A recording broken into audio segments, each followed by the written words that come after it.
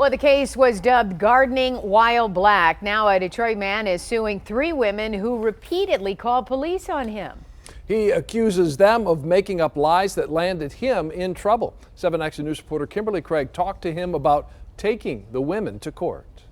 This is the small park at the center of all of this, and Marc Peeples says he filed this lawsuit because he couldn't let the 3 women get away with trying to ruin him. These women, clearly were lying, you know what I mean? Clearly they were lying. They complained saying that you have threatened them in the past. And now, months after a judge cleared Marc Peeples of stalking 3 women, he's filed a lawsuit against the trio.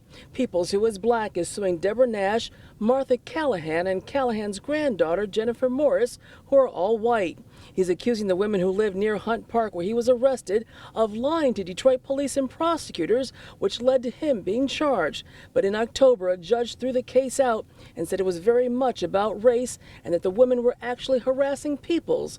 At the time, his attorney called it a case of gardening while black, where you have people calling the police on mostly African Americans for doing very mundane things. And they just want to control any and everything they see. They don't want to see a young black man, coming up doing something positive. Marc Peeples calls himself an urban gardener and says all he was doing and will continue to do is help children in his old neighborhood learn how to garden. And he says the women made up the false allegations against him because they just didn't want him around. Now Peeples says he has no choice but to file the lawsuit against them. Why don't I deserve retribution for my name being, thrown through the mud?